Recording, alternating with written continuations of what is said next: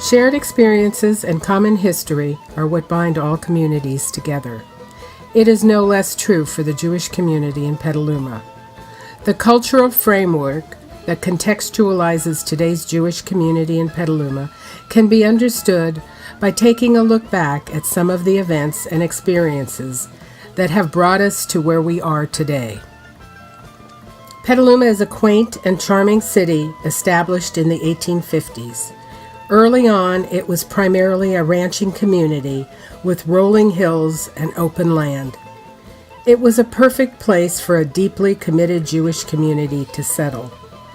Based on the archive of minutes from the earliest meetings, we know that the Jewish community in Petaluma dates back to at least 1864, making it one of the oldest Jewish communities on the West Coast. With the onset of World War I, first-generation immigrants, mostly from Europe, arrived into Petaluma. My dad came to America in 1905. He came from Azerbaijan, at that time I think with Russia. And he came to San Francisco, where his sister was born. And he came to Petaluma as a poultry dealer in 1922 in partnership with a couple named Zeman. And so from that point he stayed in Petaluma. The Jewish families who arrived in Petaluma during this time created the backbone of what would become a close-knit and vibrant community of passionate farmers. These immigrants grew their own food, raised cattle, and were pioneers in the poultry farming. They were also committed to preserving and honoring their deep-rooted heritage and culture. What they lacked, however, was a place to come together as a community. Is that the Jewish Community Center has been here since 1925. From that year on, B'nai Israel became the central meeting place for the community to congregate, providing space for both socializing and worshiping. Here, there was a shtetl here. It wasn't just a community. It was like being back in Europe again from my remembering that. Everybody was so good to everybody else there. And when my friend and I'd go to the movies and we'd come walking back in here, any woman would come up and give us cake or took care of us and he welcomed us in. We felt very, very comfortable. My mother used to put on Passover Seders in her house. Of course, all our family was there, and we would invite these soldiers and their girlfriends or their wives, and they would come. I'd come with my parents, and there were all kinds of functions going on, social functions for the most part. When I was 11, these two brothers came over. It was Bill and Herb Savell, and they came to my uncle's ranch, and I kind of was in awe of them. They were 2-3 years older than me, but Bill drove. He drove a car, and I found that fascinating. In 1944, there were no young people here because they were either in the service or they were in the city or they were working. But in 1946, everybody came back after the war. This was September, and so it was a lot of fun, and that's when I said, okay, I'm going to stay here. Community today is a really important facet of life, especially in American culture where community has broken down significantly over the past generations.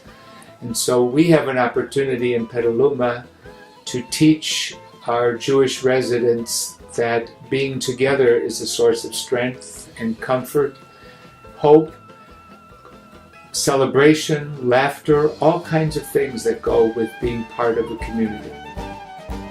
Early on, younger community members were active in such organizations as the AZA and BBG. Other organizations include B'nai B'rith, the Pioneer Woman, Pola Zion, Farbond, which was a labor Zionist order, and Hadassah, which was started in 1946. As the years passed, Jewish families continued to move to Petaluma. The poultry industry was historically the mainstay of the Jewish community economy. Well, the reason they came to Petaluma was to go into the chicken business, to make a living. I still remember the daily grind of raising chickens. It was 7 days a week, no days off. Very hard to plan a vacation because the chickens had to be taken care of every single day. I grew up in Petaluma, so that was really the only life I knew. And I couldn't understand why everybody didn't think it was just a wonderful thing. My husband was from New York, and he did not like it. He was not very fond of chickens. And once I started working, I agreed with him. In 1935, the farmers shifted away from eggs and introduced the colored fryers. With it, they also introduced new methods of production and labor-saving techniques. We arrived in 1937 from the Bronx, New York, and we moved into town first, and then we moved out to the country. We raised chickens, fryers, and also hens to sell eggs. Not all prospered, however, and many of the immigrants to Petaluma arrived in need of assistance during this time. We did help the German refugees come to Petaluma. I mean, all of Petaluma helped them come and buy a ranch or settle or help financially. All the ranches of Petaluma chipped in for them.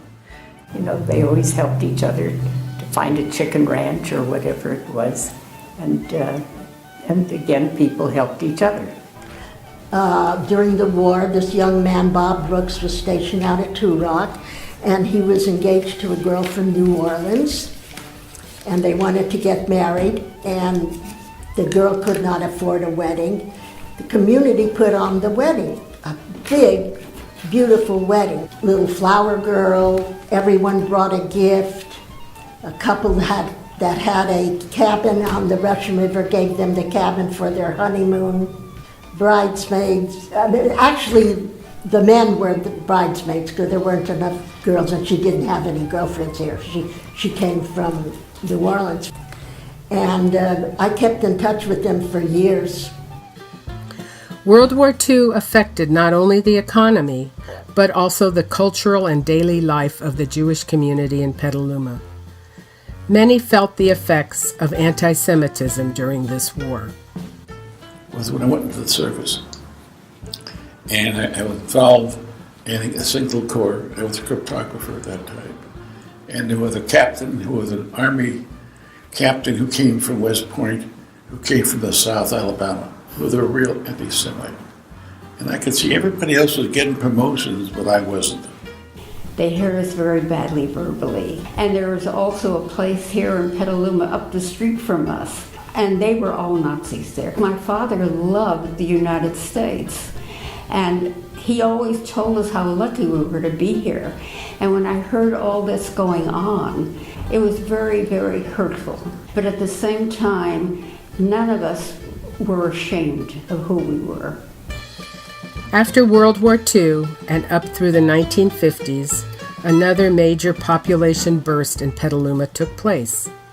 There was a large influx of Holocaust survivors who were helped by the Jewish community when they arrived to rebuild their lives. While the war had been unbearably traumatic for these survivors who suffered at the hands of the Nazis, with the support of the Jewish community, these refugees rolled up their sleeves and began to learn the chicken ranching business. They were helped to get a place to live, something to eat, money to buy chickens, money for feed, all the things that were necessary for them. The fear of persecution did not end with the war. In the 1950s, there was also a great deal of concern with what was happening in this country domestically. The McCarthy era brought a new reign of terror, specifically to those who were pro-communist. The McCarthy era in Petaluma was really an ugly time. It was a very, very bad time in the community. There was a lot of dissension. There were a lot of people on either side of the issue. It divided the community more than anything I had ever seen. They were quite bitter about the whole thing because it was not just a family thing. It was spread out for the whole community.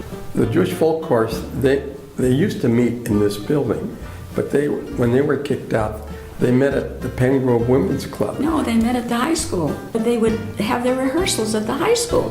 The high school didn't think that they were Somebody communists. went to the high school and told them they shouldn't allow them to be there. This was an incredibly painful time for the community, and it took years before the healing process even began. And I said, I really want my kids to go to Sunday school. She says, well, why don't you just take the kids and come? I said, oh, okay, I'm just going to do that. This was already several years later when the heat had sort of leveled off a little bit. And I walked in here with Debbie and Linda, my two oldest ones, and I was scared to death, and I walked in and somebody said to me, what are you doing here? And I said, well, I am Jewish, and I just kept right on walking with my kids.